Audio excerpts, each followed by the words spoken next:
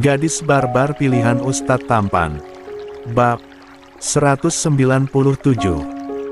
Bara hanya menanyakan keadaanku dan anak-anak, sebab ternyata penculikan kedua anak kita masuk berita dan dia tahu. Itu saja, tidak ada apapun lagi. Bara juga mengatakan dia udah bertunangan dengan perempuan lain. Ikram menghela nafas lega mendengarnya. Dia membuka handuk yang meliliti pinggangnya itu lalu menyuruh istrinya untuk menggosok rambutnya yang basah. Mas tadi mulai ngajar lagi, terus dengar ada para santri yang lagi bicarain Dokter Adam sama sahabatmu yang bernama Hawa. Hawa katanya memutuskan pertunangan, entah alasannya apa. Mata Yulia melebar. Serius mas? Lelaki yang hanya memakai celana pendek itu mengangguk. Ustazah Maryam pun bahkan belum pulang ke pesantren. Dia kayaknya menginap di tempat Hawa tinggal. Tiba-tiba perasaan cemas menghantui Yulia. Dia berusaha menghubungi nomor kedua sahabat dengan ponsel yang suaminya telah berikan padanya. Namun ternyata tidak aktif. Perasaan Hawa pasti terluka. Dia pasti ada alasan memutuskan pertunangan ini. Aku tahu udah dari lama bahwa mencintai Dokter Adam. Pasti ini semua ada hubungannya dengan Dokter Syera. Dia kan digosipi begitu dekat dengan Dokter Adam beberapa minggu ini. Jangan suzon dulu, sayang. Kita nggak tahu apa yang sebenarnya terjadi. Kamu juga jangan ikut campur masalah orang lain. Cukup kuatkan hati sahabatmu saja. Bisa aku malam ini ke kosan Hawa, mas? Aku benar-benar tak tenang. Ikram menggeleng tegas. Jika malam nggak bisa, anak-anak juga butuh kamu. Kan ada Ustazah Maryam, jadi kamu tidak perlu cemas. Yulia mau tak mau menuruti perintah suaminya. Dia hanya terus berdoa agar sahabatnya itu baik-baik saja. Lihat saja besok pagi dia akan menemui Adam dan menanyakan apa yang membuat perasaan sahabat terluka pada pria itu. Jika alasannya dia selingkuh dari Hawa, Adam akan habis di tangannya. Padahal sebelum pertunangan dia sudah menegaskan jangan menyakiti perasaan sahabatnya. Itu juga berlaku pada Zayan yang kabarnya akan melamar Maryam, jika diterima langsung akan mengajaknya menikah. Hasan, kenapa bangun sayang? Tanya Ikram mendekati boks bayi di mana satu anaknya itu berdiri sambil memegangi sisi boks bayi agar bisa tetap berdiri. Mau susu? Hem. Namun saat dia memberikan susu Hasan malah menggeleng dan kini dia merentangkan kedua tangannya, meminta untuk digendong. Tanpa pikir panjang Ikram mengendongnya. Dia tertawa kecil saat anaknya ini langsung menggesekkan wajahnya ke dadanya, mencari letak kehangatan. Anak Ubi ini manja banget, Masya Allah, tapi Ubi suka kamu yang manja kayak gini. Nanti kalau udah gede pasti gak bakalan mau manja-manja. Ikram dengan gemas mencium pipi Cubi anaknya. Alhamdulillah kamu gak takut lagi sama Ubi. Walaupun masih takut sama orang baru. Tapi pelan-pelan pasti kamu udah nggak takut lagi. Anak Ubi ini benar-benar hebat. Ubi sayang sama kamu nak. Dia memberikan kecupan di bibir anaknya. Hussein tidurnya nyenyak banget. Kamu kayaknya mau main ya? Anak itu menggeleng sambil menunjuk-nunjuk Eminya yang tidur nyenyak di kasur. Ain ama Emi. Mau main sama Emi. Tapi Eminya lagi tidur sayang. Ubi aja nggak tega banguninnya, apalagi alasannya sekarang kamu mau main sama Emimu. Mata Hasan mulai berkaca-kaca, dia siap menangis membuat Ikram panik. Emi Hicks. Kamu sekarang jadi mirip Hussein. Iya Ubi bangunin, jadi jangan nangis lagi. Kayaknya kamu mau tidur sama Emi ya. Anak itu mengangguk membuat Ikram terpaksa menurut. Sambil membawa Hasan, dia mendekati istrinya yang baru 40 menit lalu tertidur setelah meyalaninya. Sayang bangun, Hasan mau main sama kamu. Dia nggak mau tidur, mungkin kamu bisa bujuk dia buat tidur. Yulia hanya bisa melenguh, tidak membuka matanya. Dia terlalu menikmati dunia alam. Bawah sadarnya, sayang Mas juga nggak mau bangunin kamu. Tapi Hasan kayaknya bisa tidur jika kamu yang tidurin. Aku lelah Mas, Mas aja. Masih dengan mata terejam, mengeratkan selimut yang membungkusi tubuh polosnya. Ikram menghela nafas panjang, dia akhirnya meletakkan Hasan di sisi istrinya dan mencoba untuk membuat Hasan tidur dengan cara menepuk pantatnya. Ini udah jam 2 dini hari, rasa kantuk menguasainya sekarang ini. Hasan malah membalikkan badannya, dan kini menghadap ke arah wajah Emi-nya yang tertidur dengan nyenyak. Dia menepuknya 3 kali, membuat Ikram terkekeh kecil. Sayang Hasan nyuruh kamu bangun juga. Kayaknya Hasan pup. Ikram merasakan bau tak sedap, apalagi saat membuka celana Hasan yang terbaluti oleh popok. Ternyata benar Hasan pup. Apa ini salah satu alasan kenapa kamu nggak mau tidur? Kamu nggak nyaman ya sayang akibat pup.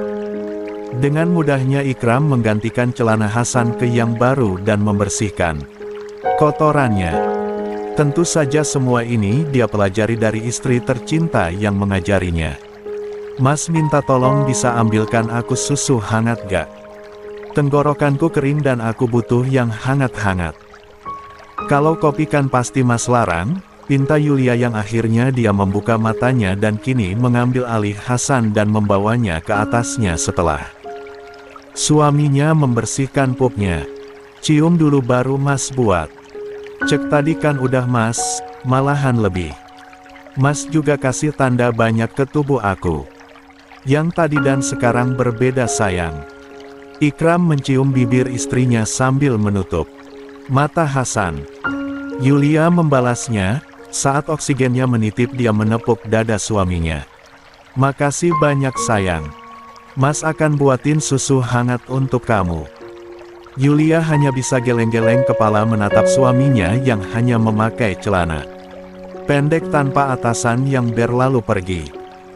Ubi kamu tuh Hasan, dia sekarang kalau Emi minta tolong pasti harus turuti kemauan dia dulu. Hasan hanya menyengir hingga 2 gigi yang sudah jadi di tengah-tengahnya terlihat. Au susu Emi. Kamu mau susu hem? Tapi janji dulu setelah itu tidur oke San? Hasan mengangguk 3 kali, dia begitu lucu, apalagi mata bulatnya berbinar. Tiba-tiba saja lampu kamar mati. Sesaat kemudian gelap harus menyelimuti mereka. Bukan hanya rumah ini saja yang mati, rumah yang lain pun mendadak mati. Sepertinya ada pemadaman listrik. Dan hal itu tentu saja membuat Yulia panik, apalagi kini terdengar tangisan histeris dari Hasan. Mas Ubi tolong. Yulia berusaha meraba atas nakas, dia mencari ponselnya tapi tidak ditemukan. Hasan semakin kuat menangis. Bahkan nafasnya naik turun. Ikram terlihat masuk dengan lilin di tangannya. Dia mendekat dengan panik lalu mengambil alih Hasan. Enggak Hasan, jangan takut, di sini ada Ubi dan Emimu. Sekarang ada penerang jadi jangan takut. Kegelapan tidak semenakutkan itu sayang. Dia mengusap dada anaknya yang masih naik turun, seperti kesulitan bernafas. Ikram pun memberikan nafas buatan pada anaknya dan akhirnya Hasan tidak panik lagi dan kini nafasnya pun kembali normal. Sayang kamu jangan ikut menangis. Hasan udah baik-baik aja oke? Aku takut Mas tadi, walaupun hanya 1 menit saja Hasan udah setakut itu dengan kegelapan. Bagaimana jika besok kita datang ke psikolog anak? Aku nggak mau berdampak ke masa depannya Hasan nanti.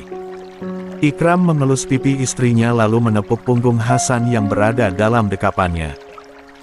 Besok siang kita pergi ke psikolog anak. Jika pagi Mas harus menyelesaikan persidangan terakhir Nasmira.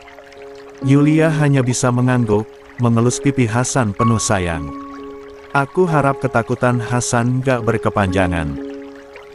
Tindak pidana penculikan diatur dalam pasal 328 KUHP yang berlaku saat ini dan pasal 450 UU 1/2023 yang akan berlaku 3 tahun setelah diundangkan. Adapun pelaku tindak pidana penculikan akan dijerat pidana penjara paling lama 12 tahun.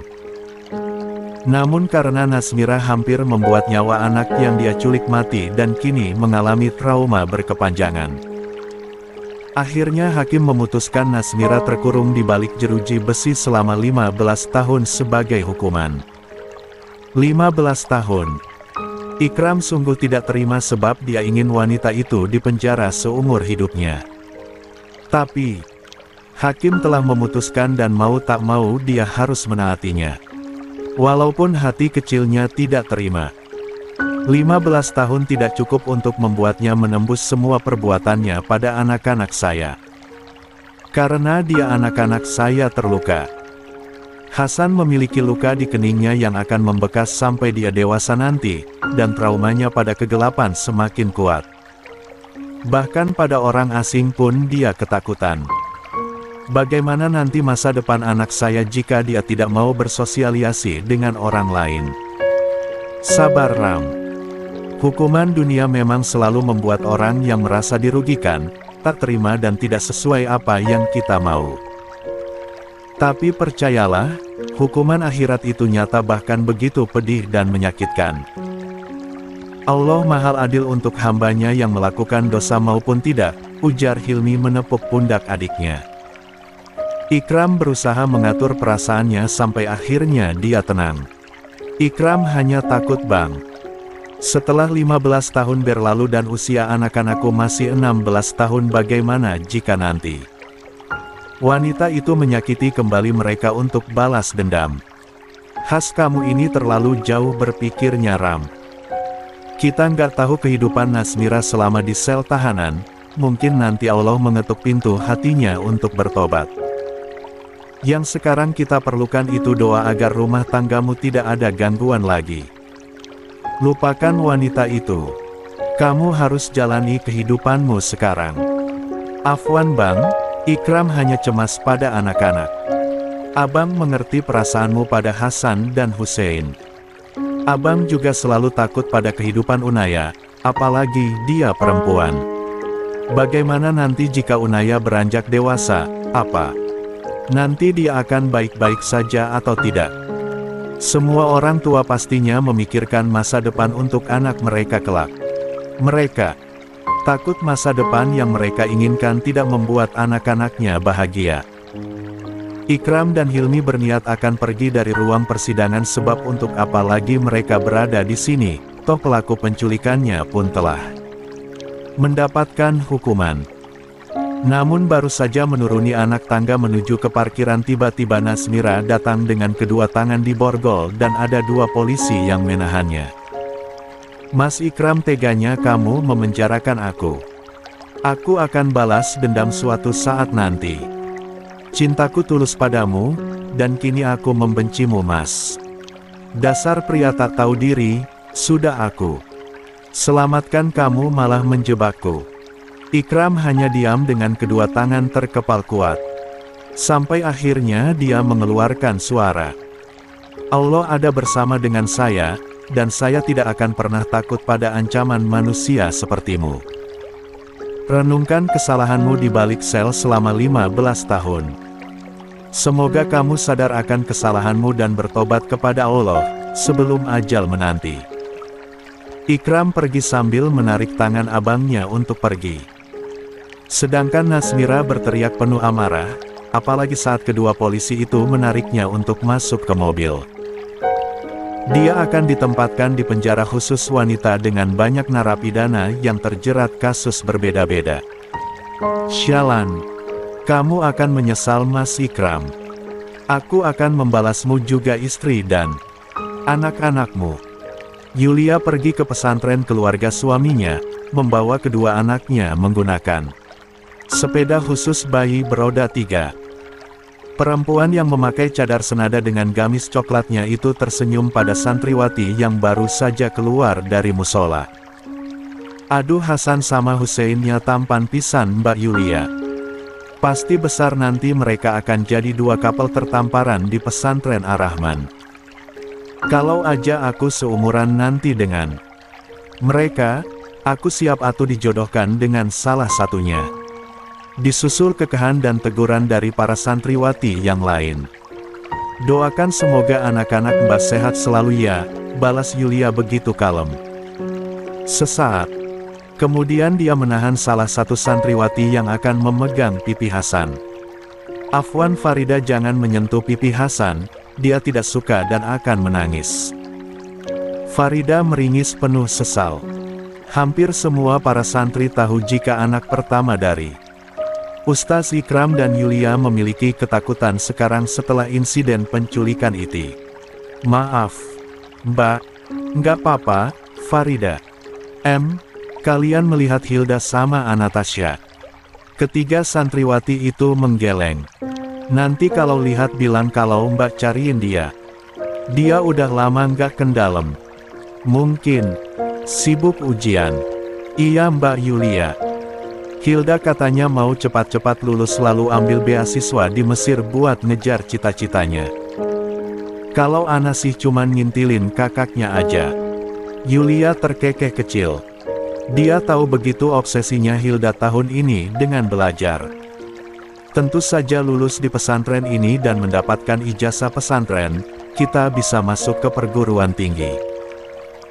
Terutama kuliah ke Mesir Universitas Al-Azhar, atau ke Yaman Al-Ahqaf, dan masih banyak lagi. Jika ingin kuliah umum tentu saja tidak bisa sebab ijazahnya pesantren. Dan Hilda sedang mengusahakan untuk masuk ke Universitas Al-Azhar di Mesir, tempat di mana Ikram menempuh pendidikan S1 di sana. Jangan lupa ya titip pesan ke Hilda, kalau Mbak nyariin dia. Siap Mbak Yulia. Ya, di pesantren ini Yulia selalu dipanggil Mbak oleh para santri. Bisa saja dia memiliki gelar Ning sebab menikahi cucu dari almarhum Kiai Ar-Rahman, tapi Ning baginya terlalu berat. Jadinya dia meminta kepada para santri untuk memanggilnya Mbak saja. Mbak adalah panggilan begitu nyaman untuknya. Belajar yang giat kalian. Mbak akan pergi ke UKS cari Dokter Adam. Mari semuanya. Yulia mendorong kembali sepeda roda 3 yang ditumpangi anak-anaknya. Husein berada di depan dan Hasan berada duduk di belakangnya. Sesampainya di UKS, Yulia dapat melihat Dokter Adam tengah memeriksa santri putra yang wajahnya pucat.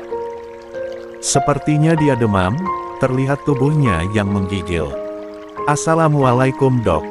Waalaikumsalam. Yulia, kenapa datang ke sini? Adam mendekat setelah memeriksa pasiennya yang kini tertidur setelah demamnya sedikit menurun. Bisa kita bicara sejenak Dokter Adam? Adam terdiam sebentar, pasti kedatangan istri dari Ikram ini karena masalahnya dengan Hawa. Dia mengangguk pelan dan membawa Yulia juga kedua anaknya untuk duduk. Yulia langsung the point.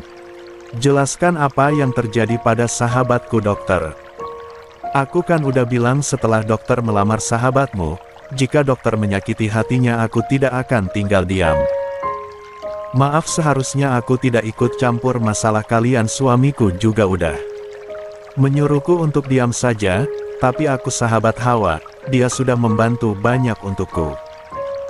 Adam menceritakan semuanya tanpa bisa dia tutup-tutupi. Tentu saja Yulia shock. Dia tidak menyangka pria setegas Adam malah melakukan kebohongan yang jelas hatinya kecewa. Saya melakukan kebaikan tapi akhirnya justru melukai saya. Yulia menggeleng tegas. Kebaikan katamu dok. Sejak awal cara dokter salah. Dokter tidak memperbaiki apapun, malahan sebaliknya. Dokter berbohong bersama dokter Syera untuk membohongi wanita yang tengah berjuang melawan rasa sakitnya. Seharusnya sejak awal kalian berdua tidak berpura-pura menjadi sepasang kekasih. Bukan hanya ibu dokter Syera yang berbohongi tapi Hawa juga. Dia yang lebih sakit di sini karena dia tunangan dokter. Saya sudah mengatakan semuanya pada Tante Naina. Ibu dokter Shera shock berat, dia drop Yulia. Saya merasa bersalah. Adam berusaha untuk berbicara. Tatapannya penuh sesal. Itulah mengapa kebohongan bisa menjadi bumerang untuk kita dokter. Walaupun dokter berniat baik ingin membuat hati Tante Naina bahagia, tapi cara dokter jelas salah. Walaupun sebenarnya yang melakukan semua ini adalah dokter Shera terlebih dahulu, tapi dokter pun malah menyetujuinya. Aku tidak menyangka dokter Shera bisa melakukannya hal itu. Cinta memang tidak membuatnya buta. Sekarang minta maaf pada sahabatku yang telah dokter sakiti. Apa dokter tahu saat ini aku ingin sekali menamparkan wajah dokter yang telah melukai Hawa, tapi aku tahan. Amarah tidak bisa menyelesaikan semuanya, itu kata-kata suamiku. Saya sudah pergi ke kosan Hawa, tapi dia tidak ada. Dia bersembunyi di tempat lain bersama Maryam. Jude urusan dokter. Dokter harus berjuang mencari Hawa karena dokter sendiri yang menyebabkan sahabatku seperti ini. Yulia berdiri lalu memegang sepeda bagian belakang anak-anaknya. Ah iya, aku hampir lupa. Dokter harus tahu ketika perempuan sekali dikecewakan mereka tidak akan bisa kembali seperti sedia kala. Pria harus berjuang untuk membuat hatinya utuh kembali, walaupun sulit. Hati saya menyesal sebenarnya pernah mengatakan Dokter Adam adalah pria yang tidak akan pernah menyakiti sahabat saya. Memang dalam sejarah masa lalu Hawa akan bersama dengan Adam, tapi ternyata tidak berlaku untuk kalian. Lebih baik sejak awal Hawa itu cocok dengan Baya. Dia pria yang tulus dan teguh pada pendiriannya. Bahkan kini dia mengabdikan ilmu yang dia dapatkan dari pesantren ini untuk desanya, di mana dia lahirkan. Padahal dia mendapatkan beasiswa ke Mesir untuk belajar dari Abi Laksa, bahkan dari Bang Hilmi juga, tapi Baya menolaknya. Mata Adam memerah, dia seperti ingin menangis. Yulia, jangan berkata seperti itu. Saya menyesal dan saya akan memperbaiki semuanya. Jangan mendoakan Baya bersama Hawa. Sungguh, untuk membayangkan mereka berdua menikah pun begitu menyakitkan. Adam berusaha menenangkan hatinya yang terluka. Kata-kata Yulia begitu mengusiknya. Apalagi teringat Hawa pernah mengatakan dia kagum pada teman santrinya yaitu Zayan, Ryan, Rion, terutama pada Baya. Dan ada satu lagi Bara, entah siapa lelaki itu dia tidak tahu. Lebih menyakitkan mana daripada sahabatku membayangkan kalian berdua begitu dekat selama ini. Bahkan mungkin kalian berpegang tangan atau berpelukan di depan Tante Naina. Hawa itu tulus.